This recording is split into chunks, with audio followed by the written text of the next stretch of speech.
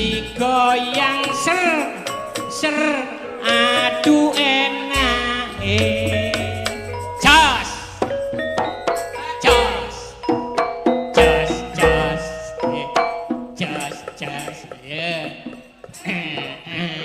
ya